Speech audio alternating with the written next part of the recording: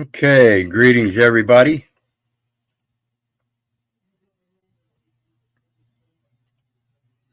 Keith here, hoping everybody's having a good day, enjoying life, living life, and loving life.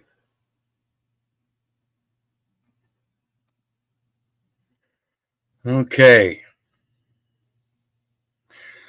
Tonight I'm going to sidetrack just a little bit first before we get started, because I think it's important that people comprehend that what I'm going through isn't just for myself, it's for everybody else.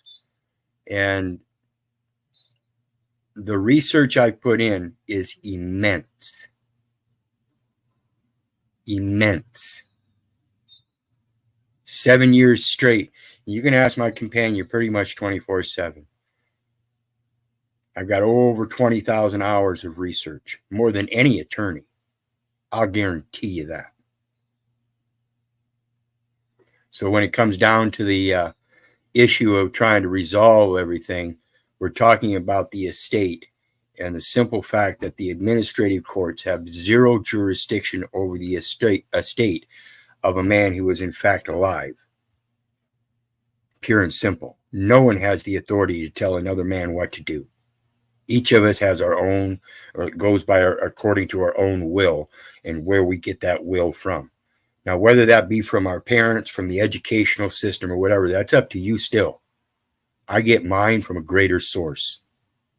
And that's all I'm going to say about that. So, I want to show you folks something in regards to what we're dealing with right now and as it relates to the Postal Service. Last night's video, this is where we left off. Okay. And this is the list of the material that I plan on going over. And this is the material that we started with. Remember, our very first video started with the etymology of FICE, F-I-C, office. Then we went to obligations, Postal Service Fund, use of the matrix, servicing book entry, postal securities, extension of credit, definitions. Went through all of this stuff, and we ended up with last night's video right here.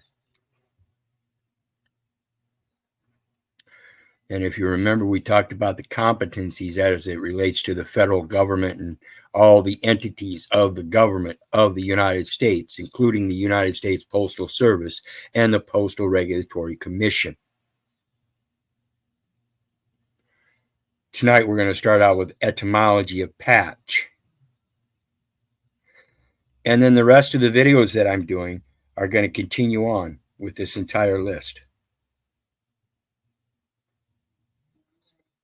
And this isn't all inclusive. I've got other lists that I've put out in the past with other codes that are relevant as well, including 3 of them that aren't included here, which is 49 CFR, expenses incidental to transfer of title to the agency.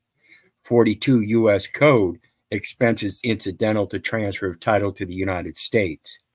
39 CFR, expenses incidental to transfer of title to the Postal Service. The Postal Service, United States Postal Service, the Office of Judicial Office Department is an independent and neutral office within the United States Postal Service, the registered agent, which comprises of the judicial officer, the administrative law judge, and the Postal Board of Contract Appeals. That's who's supposed to be holding the titles. Otherwise, if they're in the administration, then they're being administrated and haven't been judicially determined. Look on that document. Does it have the proper valid tax stamp on it? We're going to talk later about the U.S. Customs declaration. You know, when you go to Customs and Border Patrol and make your declaration. See, that's something that people are missing out on. So we're going to be talking about all of these codes here. Everything, all the way down, folks. So get your notepad out and start taking notes.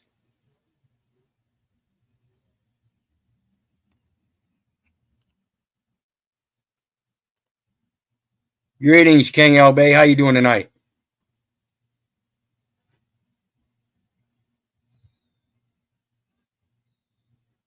You got a volume issue. There you go. You keep muting.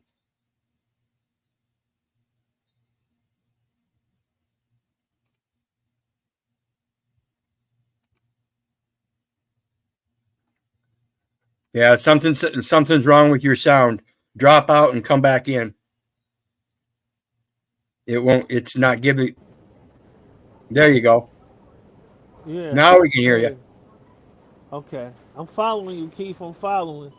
All I've right. been making some breakthroughs. I'm listening. I got my Good deal. ears Good deal. out of the way. Good deal. Good deal.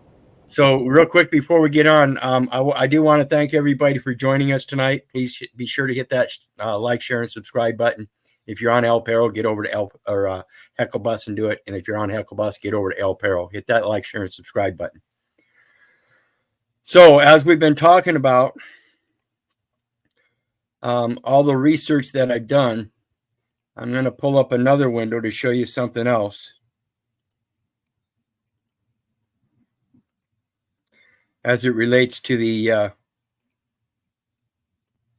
favorites. See this little arrow over here? You see my cursor? I'm going to double check. On the top right-hand corner, let me see if I can get it full screen to do it. No. Let me see here.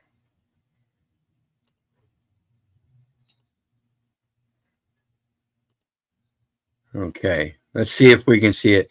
No, it's not going to show you above here, but on the top right-hand corner, you'll see a couple arrows.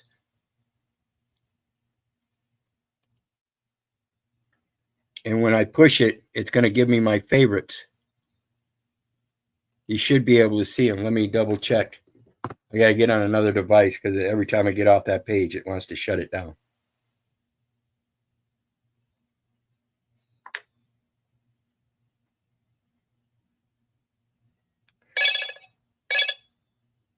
I'm always going to do my own double checking.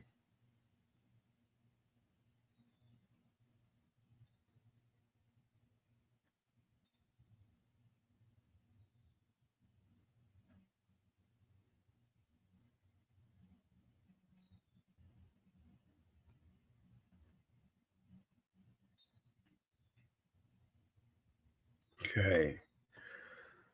Yeah, and it's not showing it. I wish I could show it. For some reason. You guys don't see that list? Yeah, you guys don't see that list on the side? Let me know in chat if you guys can see this list on the side.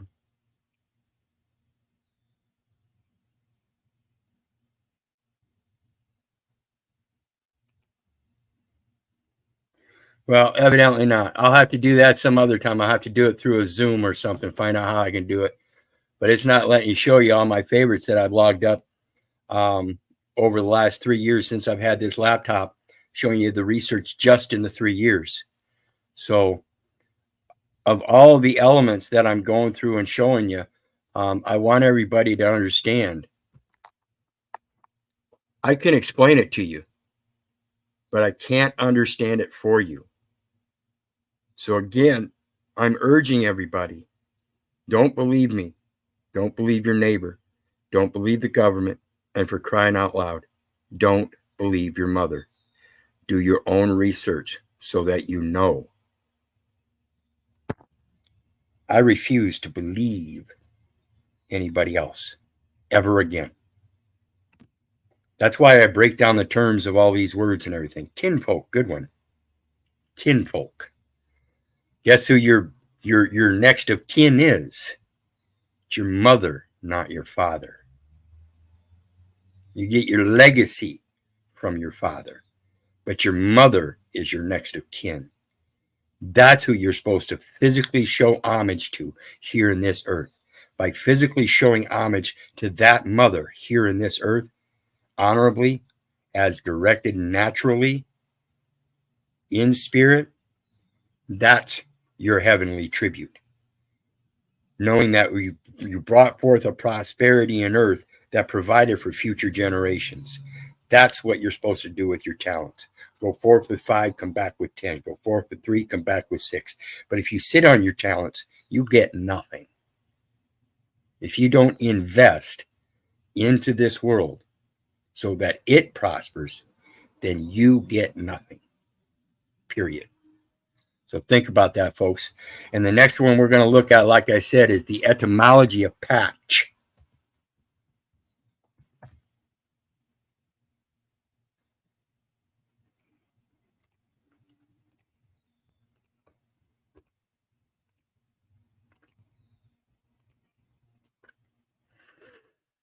And as we see here, patch, piece of cloth used to mend another material. Used to mend. What is a amendment? Do you patch something onto something else? Is that an attachment? Is that a bond? Of obscure origin, perhaps a variant of peace, peach, from Old North French, peace. See, peace. Or from an unrecorded Old English word, cleophyte. Cleophyte for a patch, meaning portion of any surface different from what is around it. So when you put a stamp on an envelope, it clearly signifies something different than that which is on around it. It's from 1590 that a small piece of ground, a patch of ground, especially one under cultivation, is from 1570s, as a small piece of plaster used on the face. Does that sound like a mask? So when you patch something, is it masking something? Is it masking a hole? Is it trying to make something whole? To cover blemishes or enhance beauty is from 1590's phrase, not a patch on. Nowhere near as good as. Patch in the noun form 2, a fool, a clown. Fool. A word of unknown origin, possibly from Old High German, barjan, to rave. Funny how that comes into modern usage. But Buck says Pozzo was originally euphemistic and from Latin patens. Does that look like patience? Suffering in a medical use. The patient. So when you were born, was there a patch placed? What's place? To put on? Piece of cloth used to mend another material. Does that mean you have to put it on it?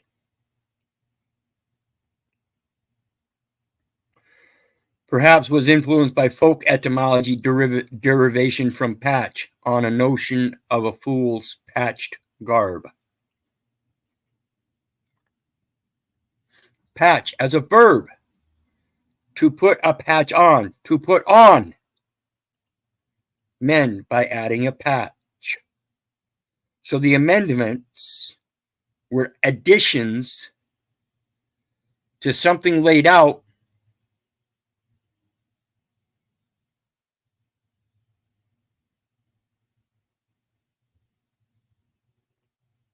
nowhere as near as good as the original.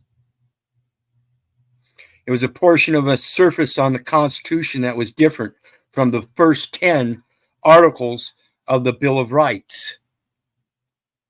Fools.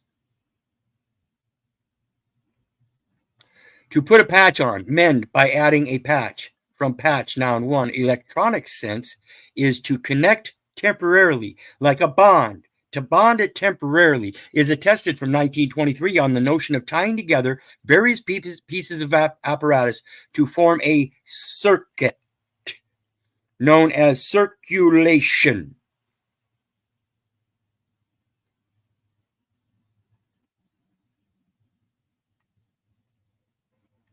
I hope this is making sense. Good afternoon, Hatani. I hope I pronounced that right. Let me know if I mangled it. Greetings. Greetings, sir. Perfect rendition, sir. Awesome. Thank you. So what's on your mind? What do you think about this shit? Well, one thing that I do like is how you, in the past, you've mentioned disqualifying the instruments.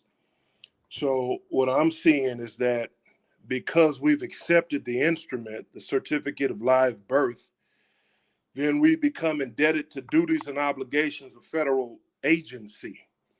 But if we take Absolutely. that, if we disqualify that instrument, then these duties and obligations no longer count and we can demand our rights.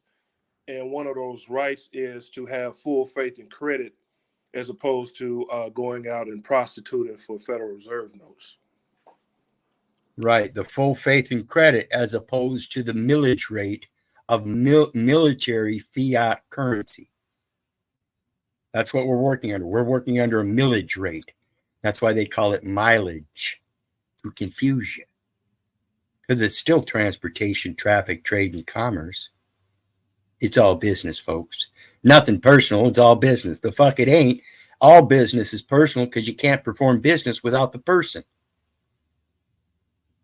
So this is their English language that is purely nothing but babble. That's why I urge everybody to get that concise English handbook and a college composition handbook. So anyway, as we see that rights, duties, and obligations falls upon that enumeration at birth, like our brother Akani said, that's the enumeration at birth that establishes a resident in the state. Now we're going to talk about a couple things tonight about that resident and what happens when you're assigned a Social Security number and who's eligible for a Social Security number. So let me pull it up. I got to go to my list here real quick. I wasn't quite as prepared tonight as I wanted to be, but we're going to get her done.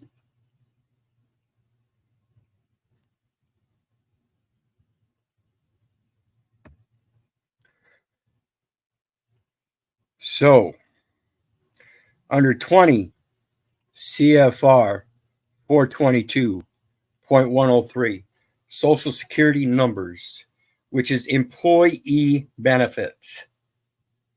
Okay? So when they assign you a Social Security number, they're assigning a Social Security number as an employee number for employee benefits. Social Security organization or administration, organization and procedure. See, and this is the part that is wrong. The procedures are according to the organization, but the Social Security number is assigned upon the birth, and therefore before anybody can become organized. Okay? 422.103 Social Security numbers, general. The Social Security Administration maintains a record of the earnings reported for each individual assigned a Social Security number. That's why you have that Social Security taken out of your check and the FICA and everything. They're keeping track. And when you make those donations, there's a set of insurance credits that are established. Okay? That's what we're after.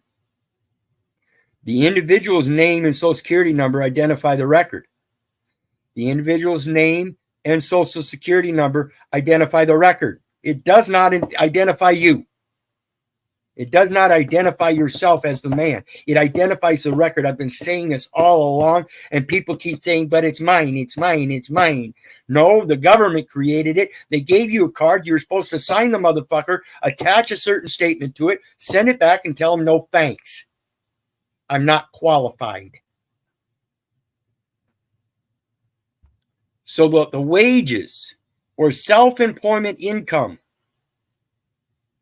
has to be income.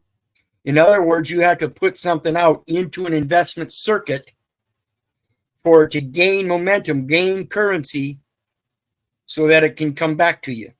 Reported for or by the individual. That does not include compensation for working down at McDee's. You get a McPaycheck for it, and they count it as an investment check.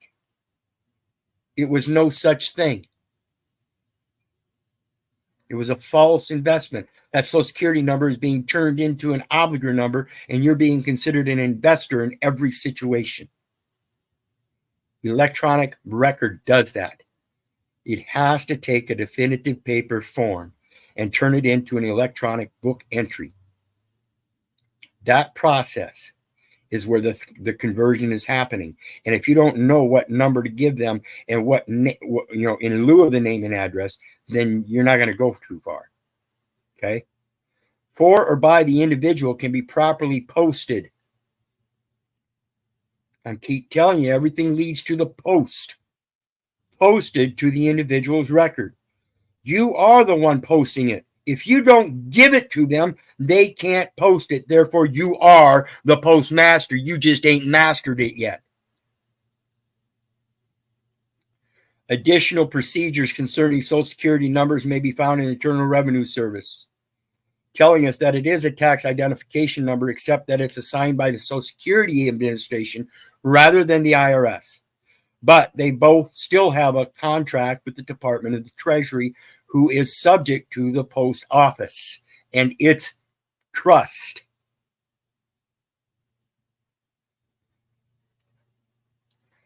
Application. An individual needing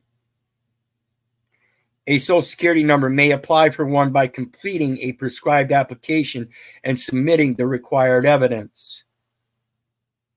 The problem is nobody fills it out correctly. And if you were to realize that it wasn't applicable, then you don't fill it out. So you are the one determining that you need it, no one else. It is not required. It is voluntary. This is going to come into big play later on. We're going to go over that as well as it relates to the bankruptcy. So let's go on to the next one, which is the very next code, 20 CFR 422.104. When you apply for a Social Security number, what you're doing is you're applying to have an assignment. You're taking on an assignment. Now you're considered a trustee. Assigned as you requested. A Social Security number.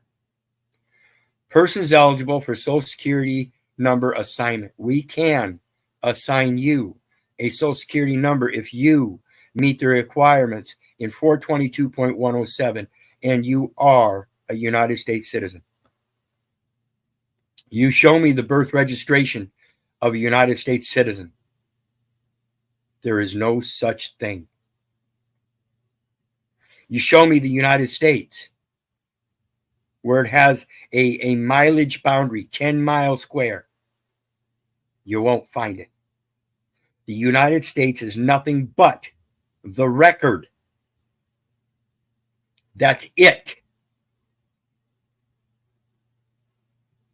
Let's look at this U. You notice how it's blue line highlighted? That means there's a specific definition for it. And under 20 CFR 422.402, it says U means an individual who owes a debt to the United States. So show me the United States. How do I owe a debt to paperwork? It is an impossibility. I will present this in every court in this world. It is an impossibility. I cannot and you cannot owe a debt to the United States, which is nothing but paperwork.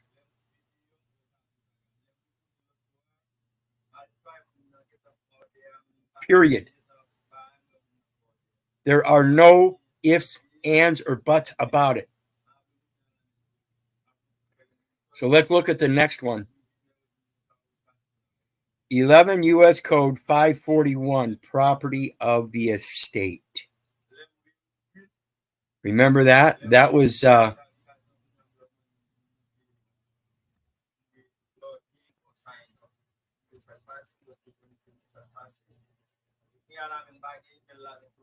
that wasn't the one I planted.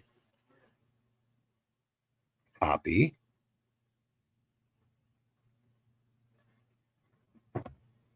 There we go. 11 U.S. Code 541, property of the estate. So, just by the title alone, if they are administrating an estate, though be it by in a probate court, if they are administrating that estate, and this is here, property of the estate, it's in a bankruptcy code. The other one is in the tax code. If you're bankrupt, how can you owe taxes? The commencement of a case under Section 301, 302, or 303 of this title creates an estate. You guys want to see what that create or what's creating that?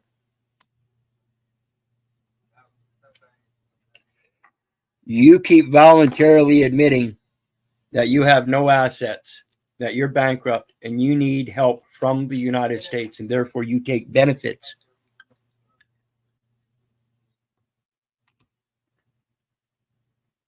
It's a volunteer.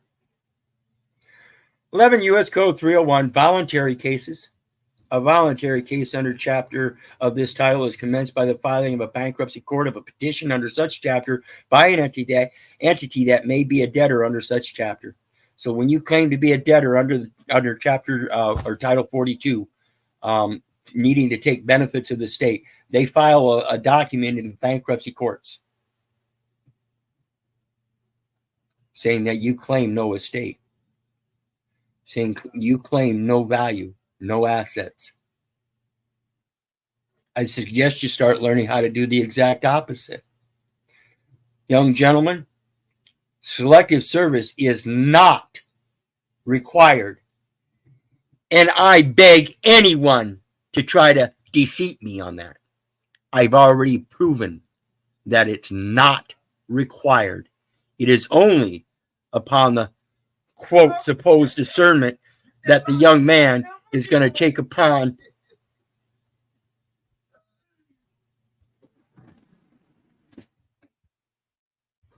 whether that young man is going to take upon medical benefits and higher education benefits.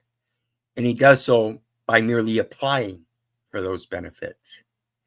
So once you apply, they fill out the bankruptcy. And now you're going to fill out that bankruptcy debt that you owe to the United States through selective service, because now you're required to perform because they have no other way to pay you. They're bankrupt. That's what the service is all about. They can't service anybody unless somebody else brings the assets to the table. So if you come to their table without assets, you're going to end up serving.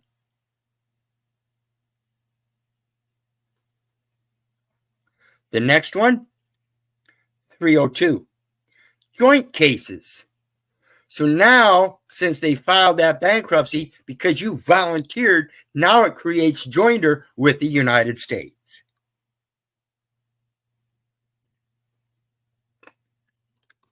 And now that there's joinder, and you don't know what the fuck you're doing because you volunteered it all instead of knowing what the fuck you were doing, which of course I did as well.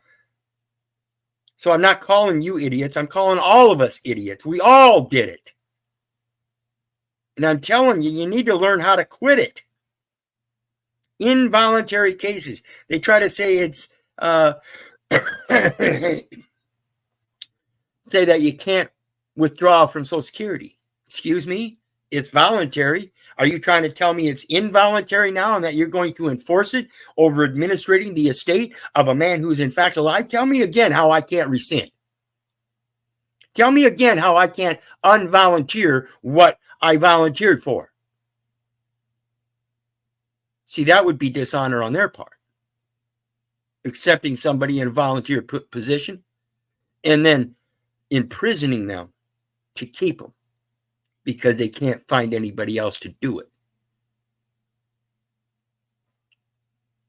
This is all bullshit that people really need to learn how to navigate And again, I urge everybody, quit putting your children in those public educations.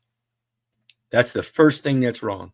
You're allowing a public education system to limit your children and believe that they have to be graded.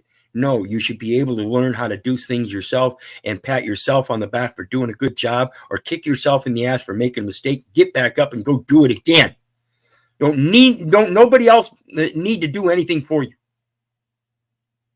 I remember learning how to ride a bike when I was a kid. Once I learned how to ride that bike and knew I didn't need any help, I wanted to go everywhere.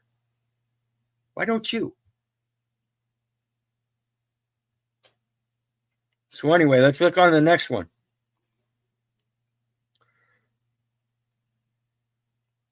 This is the one I spoke about with that enumeration at birth that creates a resident.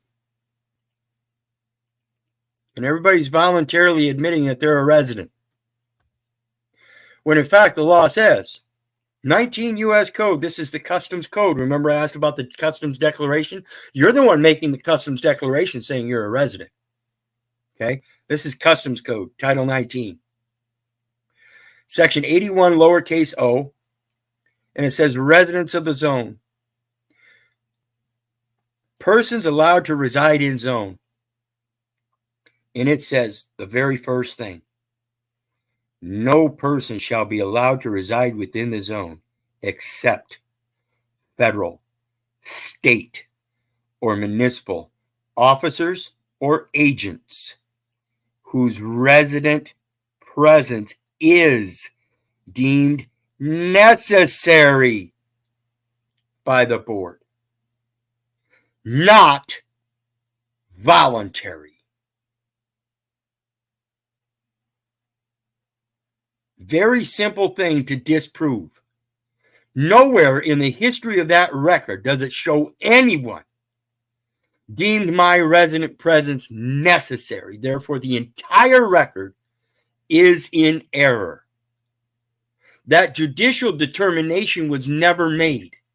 And therefore, to administrate something that was never judicially determined, in fact, is in error. Pure and simple. The next one.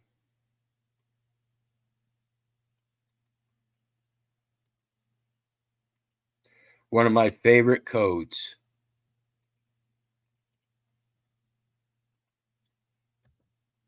(26 U.S. Code 7701), definitions.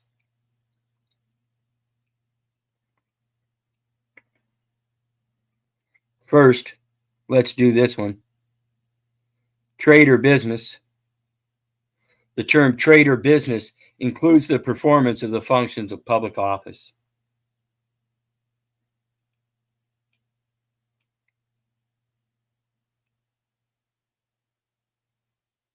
(50) Termination of United States citizenship. An individual, according to that individual record, shall not cease to be treated as a United States citizen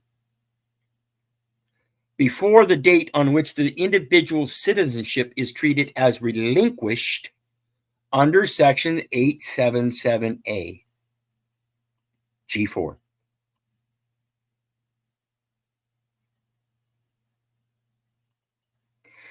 Dual citizenship or dual citizens under regulations prescribed by the Secretary, subparagraph A, shall not apply to an individual who became at birth a citizen of the United States and a citizen of another country. Subparagraph A shall not apply to an individual who became at birth a citizen of the United States and a citizen of another country. So do you have a nationality? See, that enumeration at birth does not create a nationality. It is not a nationality. Even though a United States citizen is considered the same thing as United States national, I again tell you, United States citizen does not exist except the paperwork. Prove otherwise. Show me the boundaries of the United States, wherein the code specifically says that UCC, a commercial code, and the United States being a corporation, It says the location of the debtor, telling us H, United States. Obviously, the debtor is located in Washington, D.C. Now, Washington, D.C. has the 10 square miles boundary. Show me the boundary of the United States. 18 U.S.C. 7, special maritime territorial jurisdiction, where the naval forces, through admiralty, extended the maritime law inland through post offices. Every city is required to have one.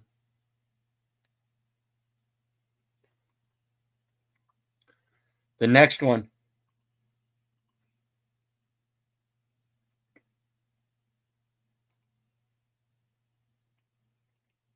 is that 877A, which doesn't apply to us, obviously, with that dual citizenship thing. Tax responsibilities of expatriation.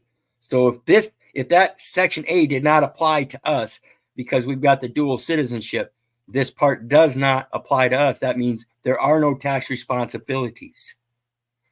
Noting that that dual citizenship is the thing that is wrong. Jeremiah 1:5. Before I formed thee in the belly, I knew thee. Before thou was cast from the womb, I sanctified thee. I ordained thee a prophet unto the nations.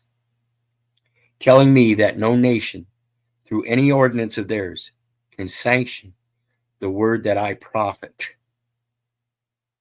Doing works that are good and profitable unto men, constantly affirming my faith in his will. That's who I trust in. And that's what allows me to come in and correct the record after the fact and try to help everybody else learn how to correct the record at the very beginning. Quit letting this language dupe you with its babble. And when you learn how to break the terms and stuff down and see how synonymous they are, the shorter your definitions list is going to get, the shorter your dictionary is going to get, the more you're going to be able to express yourself in the very simple, plain words. So again, like I said, I can explain it to you, but I can't understand it for you. You have to go out and do your research so you know. Quit believing this shit.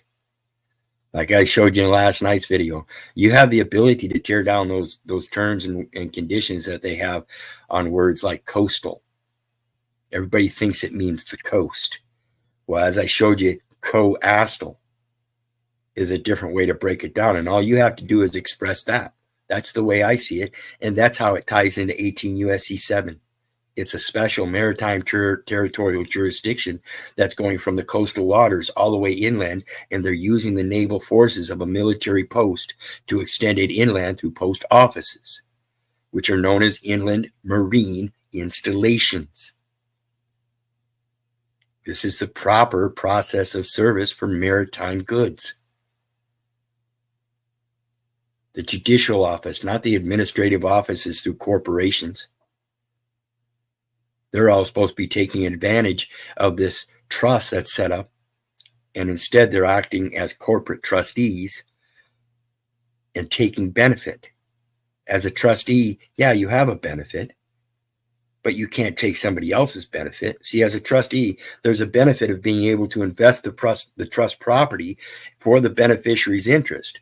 And if you can add something to it as a trustee in that investment, you may do so that you get a return on that investment too. But you may not do so at such a point that it causes a loss to the beneficiary. If so, your ass is grass and I'm the mower.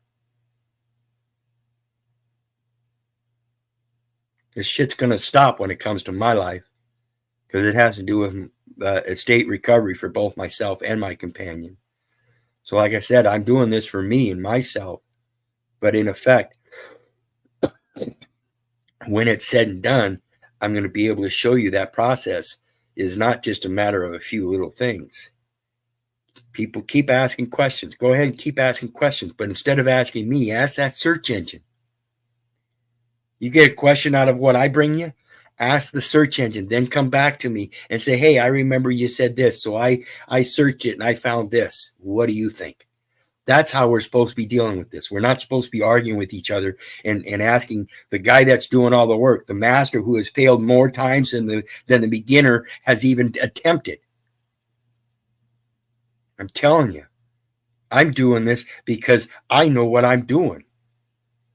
I'm no longer raising hell. I'm doing everything in peace. I'm communicating privately.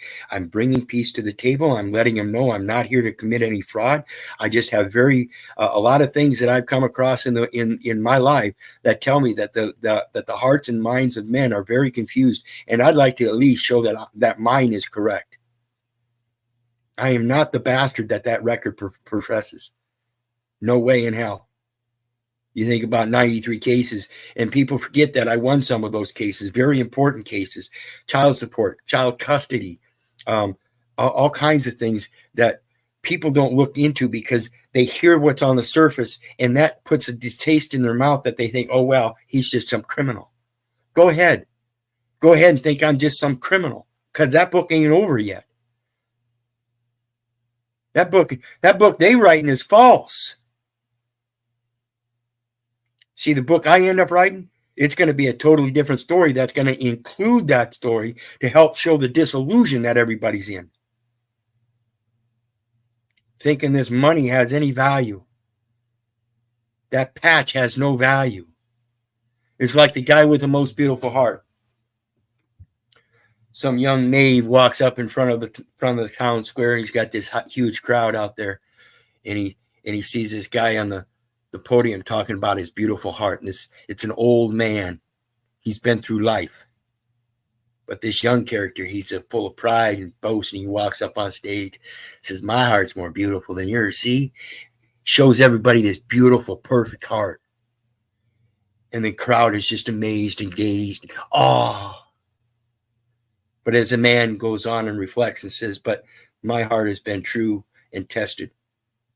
See this piece here that's missing? I gave that to somebody that was never able to return and give me that piece back. See this patch here? That's where I gave somebody a piece of my heart, and they were kind enough to share back with me, so they filled it in with a piece of theirs. See this here, where it got ripped open? Yeah, somebody was kind enough to come back to me and sew it up. And so the true moral of the story is, it's not what it looks like. It's the truth and the test that you've been through. So all these ugly, wrinkled scars and all my attitude, I don't give a fuck what you think. What I want you to do is do your research so you know. I'm tired of people believing the bullshit. Tired of people believing that all that shines and glitters is good. You're disillusioned. We are dirty creatures. Act like it and see how far you get. Because I guarantee you, my mom and dad may not have liked the fact that I smacked some dude upside the head with a shovel, but they certainly knew I did it in righteous means and didn't do a fucking thing to me for it, except stand up for me. Sometimes you gotta be that fucking bastard, but know when to do it. Don't go at people being a bastard when you're trying to express the truth. When they're coming at you with lies, that's when you're a bastard. That's when you shut them down. That's when you flip the tables. That's when that righteous anger is supposed to come out. In the meantime, you're supposed to be peaceful. So I hope I can show that, and that my passion in these videos doesn't come across as if though I'm trying to put you down. I'm trying to get you to realize I've been put down all my life. I was in the same spot. I'm trying to bring you up by showing you where you're at. You think you know things? You don't know half as much as you should, and you sit there and keep believing. I urge you to quit believing. Do your research so you know. If you want to sit and live in this placated life of convenience, go ahead. But it's not going to get you anywhere. In the meantime, that's all I got for tonight. I'll go through the comments and everything briefly, but be sure to hit that like, share, and subscribe button so this gets out there. Because again, I'd rather you do your research on this information and then come back with me or back to me with something that you have been able to discern or have a contemplation about yet that I can help with. Otherwise, you know, again, like I said, I'm doing this for me and I'm going to make it happen for me. But these videos, I'm doing this for you. Well, sir, See, I I wanted can to ask a quick question, if you don't mind. go ahead. When we were looking at the code referencing being in the zone, and it said that the only ones allowed in that federal zone were those that a judicial officer deemed necessary, right? Is not the probate judge that signed off, not, well, I don't know if he's a judge, but the probate officer, is that not a judicial officer that signs off on the birth certificate? Um, the hospital treasurer is a judicial officer. The county registrar is a judicial officer. The county clerk is a judicial officer.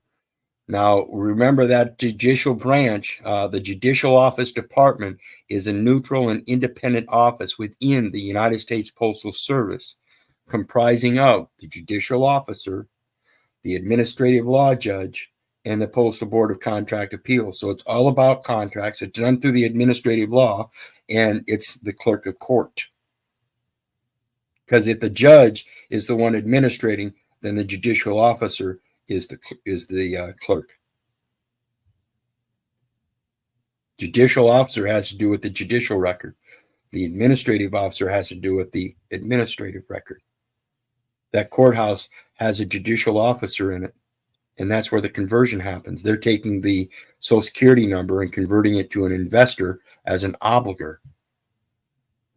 But if And we now, go back, I'm just trying to be clear. So that judicial officer, those that you mentioned, they are saying that it's necessary, I imagine, for the new child or new birth to be deemed a participant in this federal zone then. right, because of the documentation. But without that documentation, then there's no confusion as to probate estates. See, that entering of a birth certificate is an entrance of a probate estate, saying that there's no living will. Otherwise, the living will heralds his legacy and says, no, you can't record him. He's in my record. Oh. See, that's what's missing that's why they try to get everybody to sign that paternity document. Rather than doing a paternity, you make a living will. Express the trust and create your living will. Simple as that. Oh, so that goes back to why they say the United States is a huge estate in abandonment. Yeah, because everybody's abandoning their estates as if they're a United States citizen, when that's a complete fallacy. It's impossible to be a United States citizen. Show me the place. It's known as the Library of Congress. That's where all the United States records go. The Federal Registry, the Postal Registry, all of it. It's the National Archives, Library of Congress.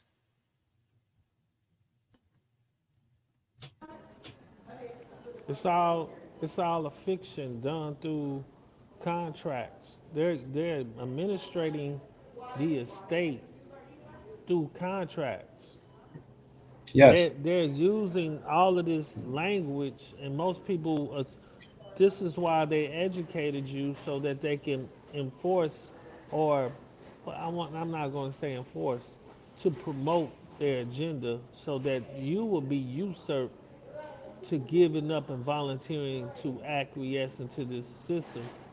And now they got you. But isn't that a form of entrapment?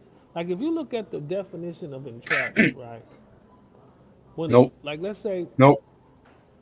Once you're of age and reason, you're supposed to know this stuff. This is done through reason and logic. And this is why I say people keep sending their children to these public schools, and that's where reason and logic is dismissed. because the kid that sits there and uses his own reason and logic to put all them different shapes in the box by just lifting the lid and shoving them in there, that's reason and logic. But they tell him, no, you can't do it that way. You got to do it this way, and you got to remember this. They're not teaching those little ones how to use reason and logic and how to think.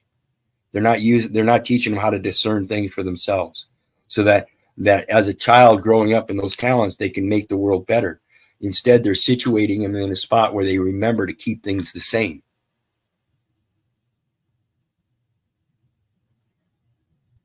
It's sad. But anyway. Okay. No, go ahead. Go ahead. I just wanted to say in Islam, as if that's why they honor our prophets, but to to do that, right? Because I was gonna do a video on gaining the world but losing your soul. Is that you get all the opportunities over here, but you gave up all your other rights. You abandoned your soul. You ain't nothing but a puppet, and they Yep. the puppet master. Yeah. Exactly. Absolutely. And I think I mentioned that yesterday in a different stream. People that what are they willing to sell for their soul? It's in the scripture. People are so much willing to sell their soul. It's just a matter of how much.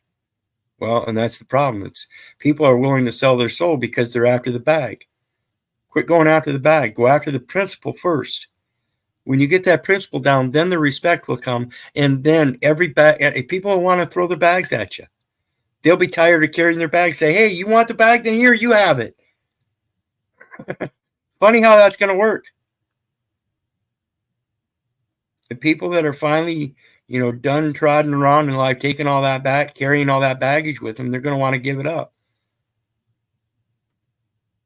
That's what I did. I gave it all up to find out I have everything I need.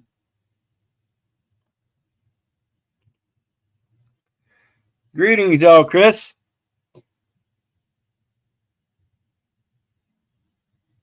Hello.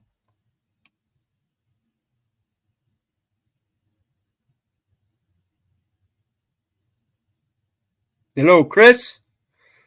Chris.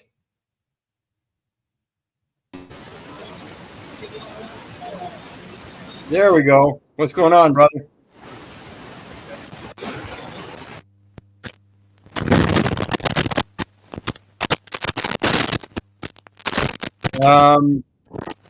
You're going to have to come back, brother. We got nothing but static here.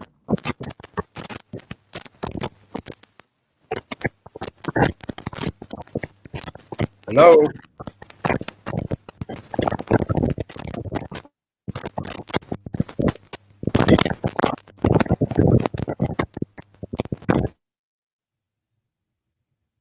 Okay, so we're going to get ready to close out. Can you, or Hakani, you got anything else to say? Have a good night, sir. You as well. Rest well, everybody. I'll be back again tomorrow night at 8 o'clock. We'll be doing these nightly at 8 o'clock until we're done with this material. And of course, you know me, once we're done with this material, we're going to start on some more. So 8 o'clock Central Standard Time, nightly. I'll see you then for about an hour.